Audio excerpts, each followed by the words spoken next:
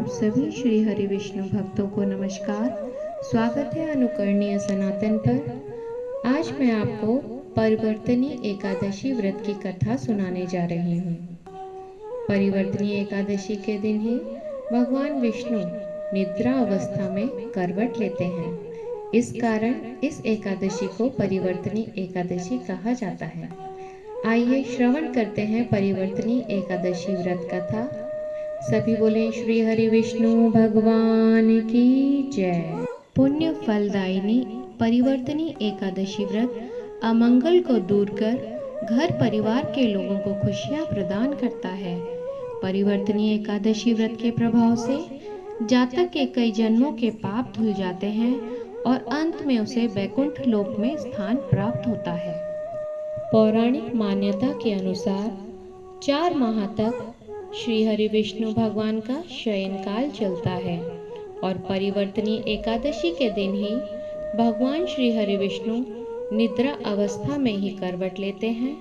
कहते हैं इस दिन एकादशी की व्रत कथा सुनने मात्र से व्यक्ति का जीवन भी दुख से खुशी जीवन की ओर करवट लेता है। परिवर्तनी एकादशी के दिन श्री हरि विष्णु भगवान के वामन स्वरूप की पूजा का विधान है। भगवान विष्णु के वामन अवतार की पूजा करने से माँ लक्ष्मी की कृपा प्राप्त होती है। इन दिनों वैसे भी श्री महालक्ष्मी व्रत चल रहे होते हैं, तो अति पावन है ये एकादशी। आपको दुगना लाभ प्राप्त होगा।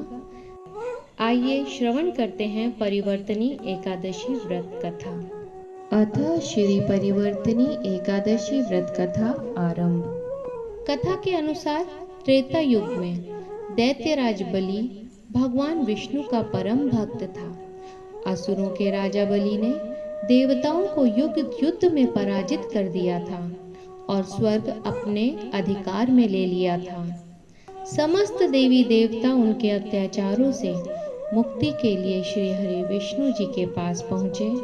भगवान श्री हरि विष्णु जी ने देवताओं को बलि के डर से छुटकारा दिलाने का आश्वासन दिया और राजा बलि के समक्ष एक ब्राह्मण का रूप धरकर पहुंच गए।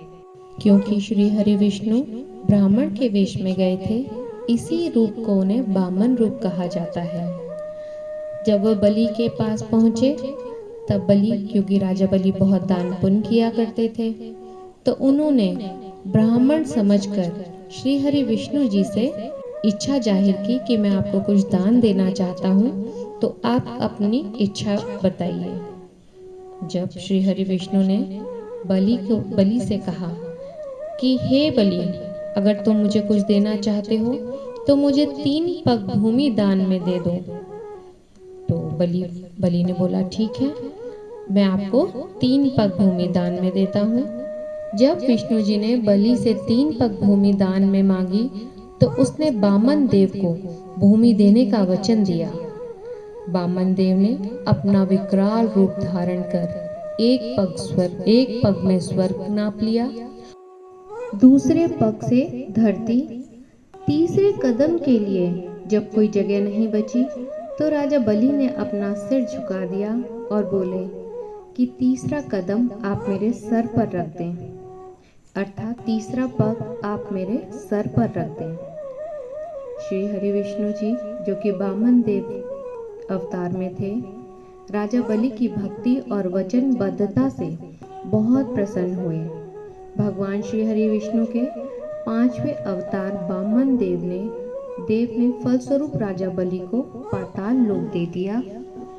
बलि ने श्री हरि विष्णु जी से कहा कि वह उनके साथ पाताल लोक में चलकर रहें, उन्हें उनकी सेवा का मौका दें। श्री हरि विष्णु जी ने कहा कि वह साल में 4 माह पाताल लोक में उसके यहाँ निवास करेंगे। इसके बाद वामन देव ने जैसे ही तीसरा पग बलि के सर पर रखा, वो पाताल लोक चला गया। कहते हैं इस व्रत को करने से दुर्भाग्य दूर रहता है। इति श्री परिवर्तनी एकादशी व्रत कथा संपूर्ण। आप सभी का इस कथा को सुनने के लिए धन्यवाद।